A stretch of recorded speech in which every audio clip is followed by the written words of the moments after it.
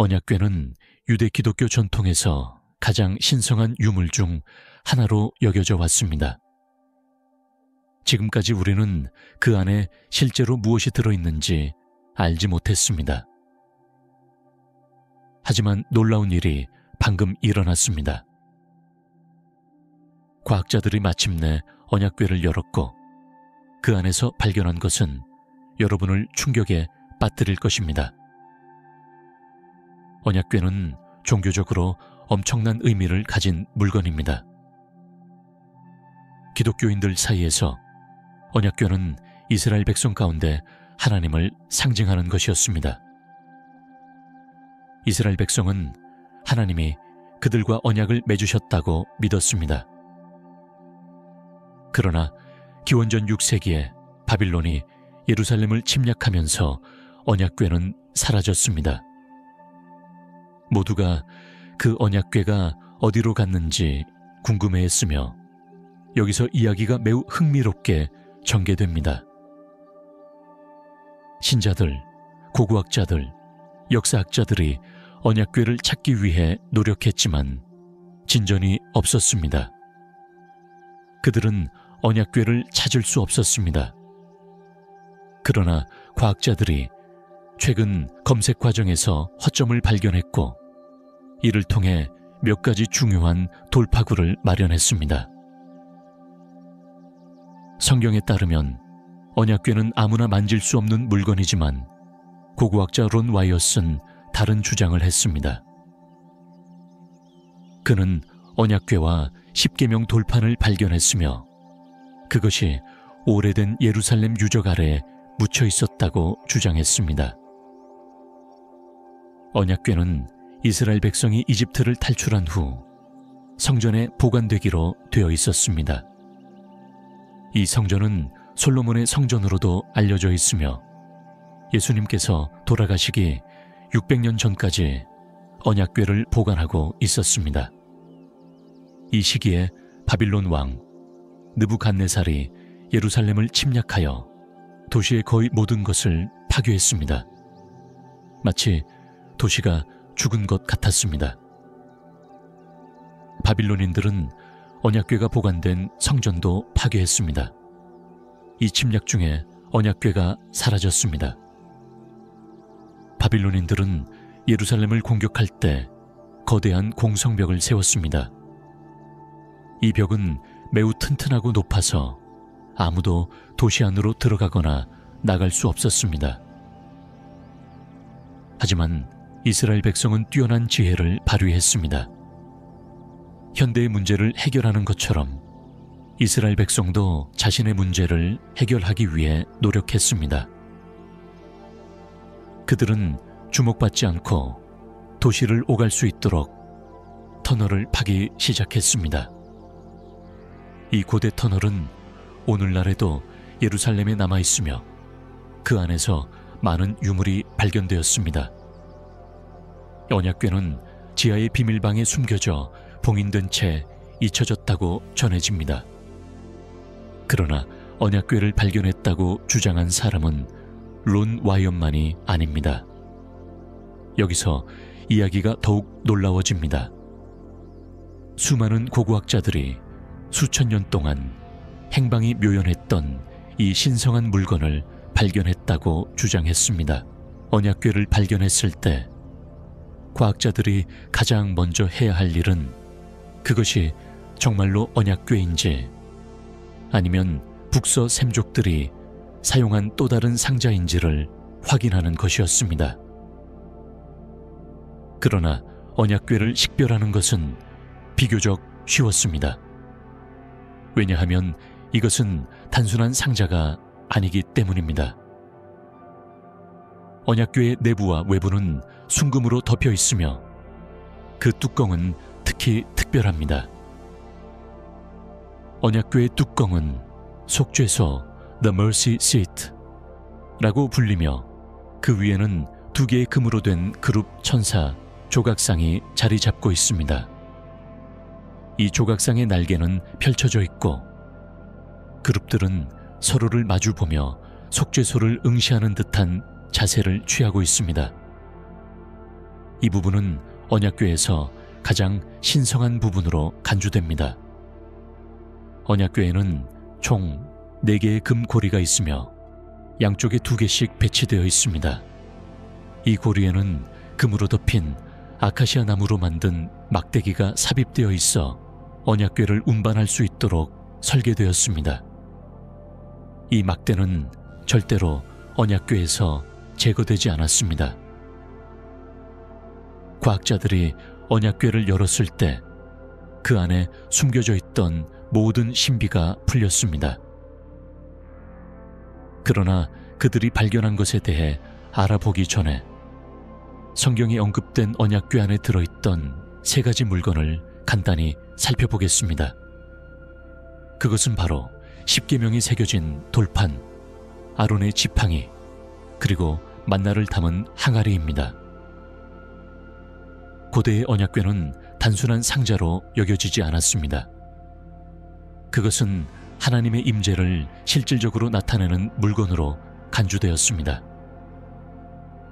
언약궤는 하나님께서 속죄소 위에 2그룹 사이에서 말씀하신다고 믿어졌으며 이는 직접적인 소통의 중심지로 여겨졌습니다. 많은 사람들은 언약궤가 행운을 가져다 준다고 믿었고 전쟁에 언약궤를 동행시켰습니다. 이 언약궤는 하나님과 그의 백성 사이의 언약을 상징합니다. 이스라엘 백성은 언약궤 안에 보관된 십계명을 따르도록 명령받았습니다. 이 십계명은 단순한 규칙이나 법이 아니었습니다.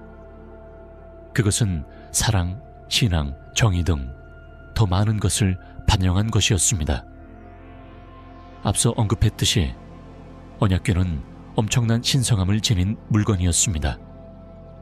이러한 이유로 오직 선택된 소수만이 언약궤에 접근할 수 있었습니다.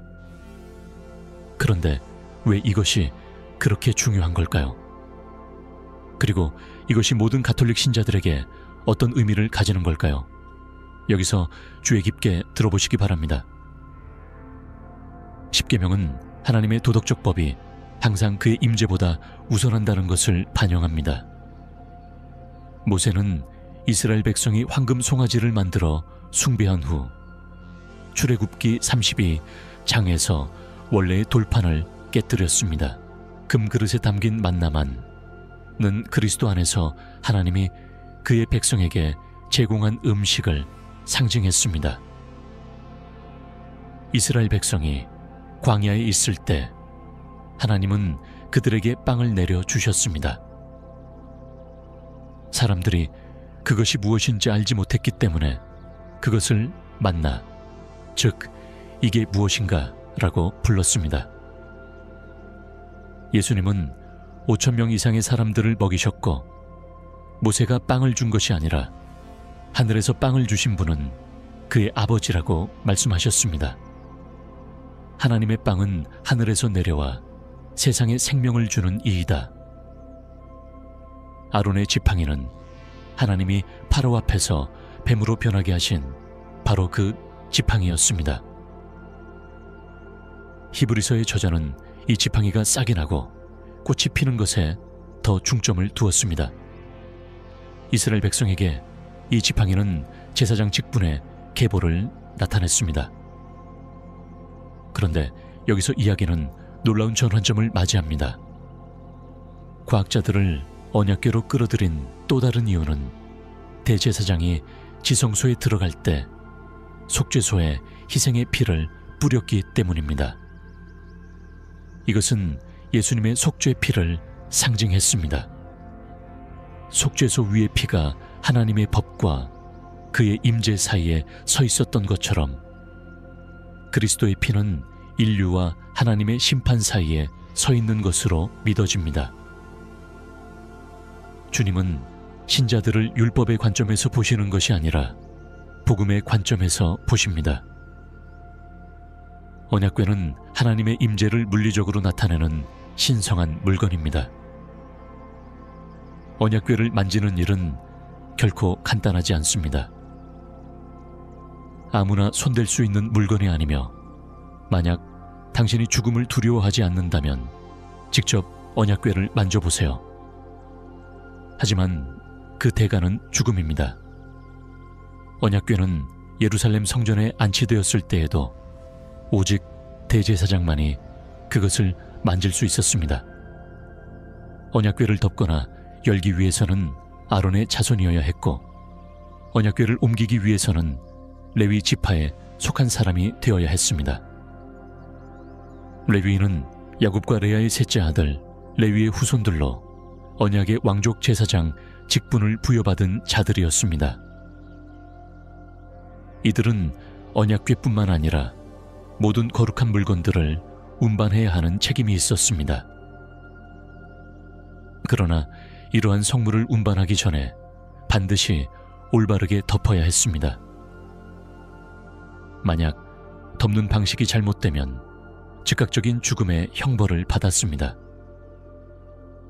언약궤는 그만큼 신성한 물건이었으며 철저히 조심스럽게 다뤄져야 했습니다. 언약궤를 부적절하게 옮기려는 시도는 곧 죽음을 의미했습니다. 이 내용은 출애굽기 25장 14절나오에 명확히 기록되어 있습니다. 여기에는 언약궤를 반드시 막대기를 사용해 옮기고 그것을 옮길 수 있는 자는 오직 레위인뿐이라고 나와 있습니다. 잠시 멈추고 지금까지 제가 말한 내용을 되새겨 보세요. 언약궤는 만질 수 없으며 만약 만진다면 죽게 된다는 것입니다. 그렇다면 이는 무엇을 의미할까요? 여기서 이야기가 충격적인 방향으로 전개됩니다. 많은 과학자들이 언약궤를 발견했다고 주장했지만 그 존재와 위치에 대해 수많은 이론이 여전히 존재합니다. 한 가지 이론에 따르면 언약궤는 완벽히 안전하게 보관되어 있으며 에티오피아의 성모 마리아 시온 교회 크레브에 있다고 합니다. 이 이론에 따르면 솔로몬과 시바 여왕의 아들로 알려진 메넬릭이 예루살렘에서 솔로몬을 방문한 후 언약궤를 에티오피아로 가져왔다고 전해집니다. 언약궤는 현재 교회 내 한 예배당에 숨겨져 있으며 특정한 계통의 제사장들이 이를 수호하고 있다고 합니다. 이 이론은 에티오피아의 역사, 종교적 관행, 전통에 의해 뒷받침되고 있습니다.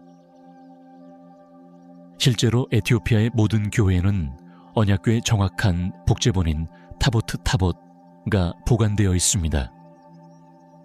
에티오피아의 왕가가 전통적으로 솔로몬과 시바 여왕의 혈통과 연결된 것으로 여겨지지만 이 주장에는 외부적인 증거가 부족하여 이론이 확정되지 못한 상태입니다. 또 다른 중요한 측면은 사회문석 중 특히 구리 두루마리에 대한 것입니다. 구리 두루마리는 사회문서 중에서도 독특한 유물로 예루살렘의 보물, 금과 은 포함, 이 숨겨져 있다고 여겨지는 64개의 위치를 나열하고 있습니다. 놀랍게도 이 두루마리는 언약궤가 사해 근처 어딘가에 숨겨져 있을 가능성을 암시합니다. 그러나 구리 두루마리는 정확한 위치를 제공하지 않아 이러한 주장은 여전히 추측에 머물러 있습니다. 또 다른 이론에 따르면 언약궤는 예루살렘의 성전산 아래에 숨겨져 있다고 합니다. 이 이론은 고대 문헌과 전통에 근거하여 요시야 왕이 성전에 대한 공격이 임박했음을 예견하고 제사장들에게 성전산의 비밀 공간에 언약궤를 숨기도록 지시했다는 내용을 담고 있습니다. 이 비밀 공간은 봉인되어 있으며 메시아의 계시와 성전의 재건을 기다리고 있다고 합니다. 그러나 이 이론 역시 실질적인 증거나 검증이 부족합니다. 고고학자인 론 와이어트는 언약궤를 발견했다고 주장하며 논란의 중심에 섰습니다. 그의 주장 중 가장 수수께끼 같은 점은 언약궤에 대한 사진이나 영상이 없다는 것입니다. 와이어트에 따르면 무언가가 그가 언약궤를 촬영하는 것을 막았다고 합니다. 또한 그는 발견 당시 4명의 천사가 그 앞에 나타나 언약궤를 대중에게 공개할 수 있는 시간이 아직 오지 않았다고 전했다고 주장했습니다. 천사들은 세계적인 종교법이 확립되는 날이 올 때까지 아무도 언약궤를 보거나 만질 수 없다고 설명했습니다. 그때까지 우리는 하나님의 허락을 기다려야 합니다. 언약궤의 운명은 여전히 역사상 가장 큰 미스터리 중 하나로 남아 있습니다.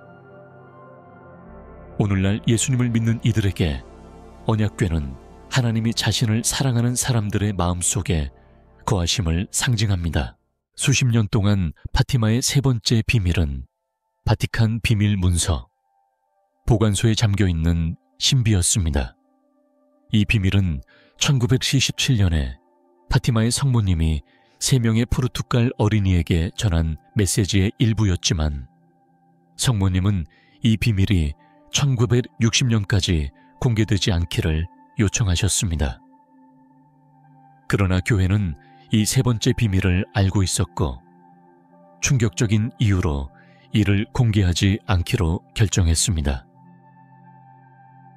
파티마의 3번째 비밀에는 교회를 근본적으로 두렵게 만든 어떤 내용이 있었을까요? 왜 이 비밀은 그렇게 오랫동안 숨겨져 왔을까요? 3번째 파티마 예언의 실제 의미를 공개할 예정이니 교회가 왜 이 비밀에 대해 이렇게 두려워하는지 알아보려면 끝까지 함께 해주세요. 1977년 루시아, 프란치스코 그리고 하신타라는 이 3명의 포르투갈 어린이들은 코바다이리아 지역에서 성모님의 발현을 목격했다고 보고했습니다. 성모님은 아이들에게 세계 평화와 제1차 세계대전의 종식 그리고 러시아의 회심을 위해 묵주기도를 바치라고 요청하셨습니다. 또한 성모님은 아이들에게 3가지 비밀을 주셨으며 이 비밀들은 2000년까지 일반 대중에게 공개되지 않았습니다. 프란치스코는 1919년에, 하신타는 1920년에 사망했고 루시아만이 오랫동안 3가지 비밀을 지키며 남아 있었습니다. 첫 번째 비밀은 지옥에 대한 환시였고 2번째 비밀은 공산주의의 대두와 2차례의 세계대전을 포함한 20세기에 대한 예언이었습니다. 파티마의 성모님은 아이들에게 다른 부분의 메시지도 전파하길 원하셨는데 이는 결혼의 도덕적 붕괴와 인간이 특히 부정한 죄에서 회개하지 않으면 큰 고난을 맞이할 것이라는 경고를 예고했습니다. 파티마의 3번째 비밀은 오랫동안 비밀로 유지되어 그 내용에 대한 추측과 음모론을 불러일으켰습니다. 파티마의 3번째 비밀은 7월 13일에 아이들에게 공개되었고 이를 철저히 비밀로 지킬 것이 요구되었습니다. 그런데 왜 그랬을까요? 루시아의 이야기를 조금 더 자세히 살펴보겠습니다. 1943년 루치아 수녀가 병에 걸리자 3번째 비밀을 한 장의 종이에 기록해달라는 요청을 받았습니다. 그녀는 비밀을 종이에 적어 봉투에 봉인한 후 라리아의 주교에게 전달했습니다. 이 봉투에는 1960년까지 열리지 않아야 할 3번째 비밀이 담겨 있었습니다. 이 비밀을 받은 루치아 수녀는 라리아의 주교에게 읽어보라고 요청했지만 그는 이를 거부했습니다. 대신 주교는 이를 안전하게 보관하고 1957년 4월 4일에 더 안전하게 보호하기 위해 거룩한 사무국의 비밀 문서 보관소로 옮겼습니다. 1959년 8월 17일 거룩한 사무국의 대표인 피에르 폴 필립 신부는 알프레도 오타비안이 추기경의 동의를 얻어 세 번째 비밀이 담긴 봉투를 요한 23세 교황에게 전달했습니다. 파티마의 메시지에 따르면 요한 23세 교황은 봉투를 열기를 망설였습니다. 결국 요한 23세 교황은 이 비밀을 공개하지 않기로 선택하고 봉투를 거룩한 사무국으로 다시 돌려보냈습니다. 거의 6년 후 바오로 6세 교황은 이 비밀의 내용을 읽었으나 공개를 하지 않기로 결정했습니다. 이후 이 봉투는 거룩한 사무국의 보관소로 다시 돌아갔습니다. 도대체 어떤 비밀이 담겨 있었기에 교황들은 공개를 주저했던 걸까요? 이제부터 충격적인 부분이 시작됩니다. 1981년 5월 13일 교황 요한 바오로 2세는 성 베드로 광장에서 메흐메트 알리 아그자의 총격을 4차례 맞았습니다. 당시 아그자는 천천히 이동 중인 열린 차량에 타고 있었고 광장에는 만여 명이 넘는 인파가 몰려 있었습니다. 교황 요한 바오로 2세는 성 베드로 광장에서 치명적인 총상을 입은 후 세 번째 비밀이 담긴 봉투를 요청했습니다. 의식을 회복한 후 교황은 자신이 방금 읽은 내용에 충격을 받았습니다. 그 내용은 파티마의 성모님이 예언한 내용으로 교황 자신에 관한 것이라고 생각했기 때문입니다. 교황은 1982년 5월 13일 파티마 발현 64주년 기념일에 성모 마리아께서 그를 향해 발사된 총알을 인도하여 죽음을 막아주셨다고 굳게 믿었습니다. 파티마의 세 번째 비밀과 관련해 그는 자신과 하얀 옷을 입은 주교 사이에 깊은 연관이 있음을 느꼈습니다. 비록 죽음을 면했지만 요한 바오로 2세 교황은 자신이 세 번째 비밀에 등장하는 죽음을 맞이해야 했던 교황이나 주교라고 생각했습니다. 그는 자신의 생존을 성모님의 기적적인 개입으로 여겼습니다. 일부 사람들은 교황 요한 바오로 2세가 파티마의 환상 속 하얀 옷의 주교일 수 없다고 주장하지만 교황은 자신이 죽어야 했으나 성모님이 그를 죽음의 문턱에서 되돌려 주셨다고 응답했습니다. 교황은 성모님이 자신의 생명을 되돌려 주셨다는 사실을 확신하며 그 비밀과 자신의 경험 사이에 깊은 관련이 있음을 의심치 않았습니다. 하지만 이것만으로는 왜 모든 교황들이 세 번째 비밀을 읽는 것을 주저했는지, 심지어 읽은 교황들조차 그 내용을 외부에 공개하지 않았는지를 설명할 수 없습니다. 그 이유는 무엇일까요? 2000년에 요한 바오로 2세 교황은 파티마의 비밀의 세 번째 부분이 그날 루시아 수녀에게 전달된 실제 비밀의 일부에 불과하다고 공개했습니다. 이는 파티마의 실제 비밀이 훨씬 더 많은 내용을 담고 있음을 의미합니다. 그렇다면 약 40년 전 요한 바오로 2세에 대한 암살 시도가 파티마의 예언적 사명의 끝이 아니라는 뜻일까요? 우리가 아직 모르는 더 큰 무언가가 있는 걸까요? 이제 제가 여러분께 밝힐 것은 그날 루시아 수녀가 쓴 편지에 실제로 적혀있는 내용입니다. 저는 레이리아 주교님과 지극히 거룩하신 어머니이자 저의 어머니를 통해 이 일을 명령하신 하나님께 순종하여 이 글을 씁니다.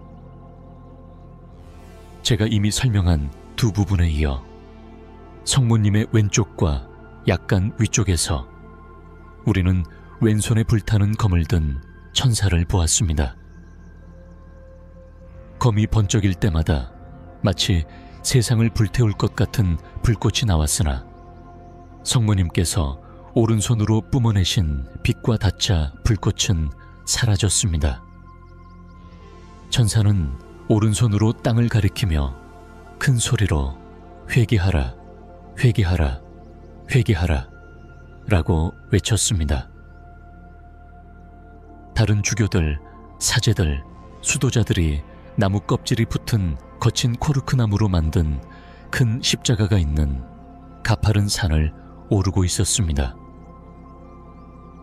성부께서는 반쯤 폐허가 된 큰 도시를 지나면서 고통과 슬픔으로 떨리는 걸음으로 걸었고 길에서 마주친 시신들의 영혼을 위해 기도하셨습니다. 산 정상에 도착하자 큰 십자가 아래 무릎을 꿇고 있는 그에게 군인들이 총과 화살을 발사해 죽였고 그와 같은 방식으로 다른 주교들, 사제들, 수도자들 그리고 다양한 계층의 평신도들이 하나씩 죽었습니다. 십자가의 두 팔 아래에는 각각 수정처럼 맑은 성수통을 든 두 천사가 있었고 그들은 순교자들의 피를 모아 하나님께 가는 영혼들에게 뿌렸습니다. 이 매우 상세한 계시는 앞으로 가톨릭 교회에 일어날 많은 일들을 예고하며 성모님께서 우리에게 이에 대한 경고를 주고자 하셨습니다. 하지만 여러분이 꼭 알아야 할, 그리고 여기서부터 더욱 소름 끼치는 무언가가 있습니다. 교황청 비밀기록 보관소의 기록. 관리자였던 알론소 신부는 이 편지와 여러 다른 문서에 접근할 수 있었으며 루시아 수녀와 개인적으로 대화할 기회도 가졌습니다. 알론소 신부는 생전에 정말 충격적인 사실을 밝힌 바 있습니다. 그는 인류를 기다리고 있는 끔찍한 사건들이 있으며 이 사건들이 바로 편지의 세 번째 부분에 실제로 묘사된 것들이라고 기록했습니다. 이 끔찍한 일들은 질병, 자연재해 또는 기근과는 아무런 관련이 없었습니다. 가톨릭 교회 내에서 그 기초를 뒤흔들 엄청난 무언가가 일어날 예정이었습니다. 가톨릭 교회에는 내부 위기가 다가오고 있으며 교회의 최고의 지도자들이 그 책임을 지게 될 것입니다.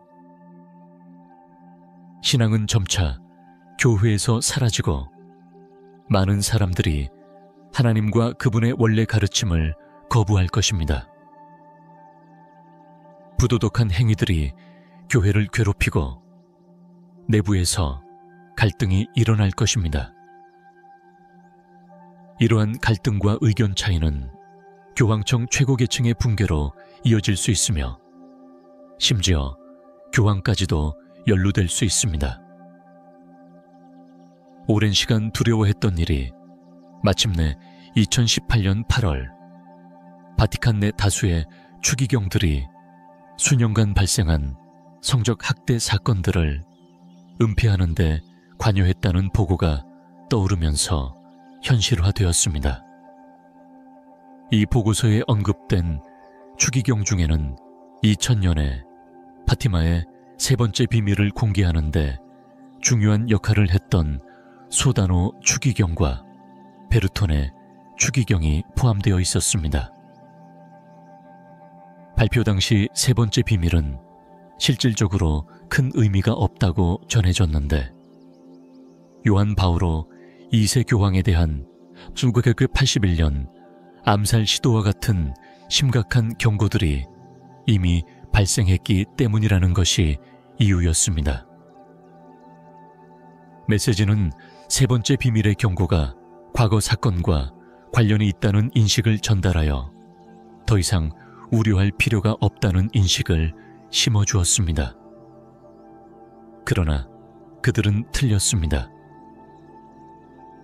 파티마의 성모님께서는 이러한 일들, 가톨릭 교회를 산산이 분열시킬 것들에 대해 미리 세계에 경고하려고 하셨던 것입니다.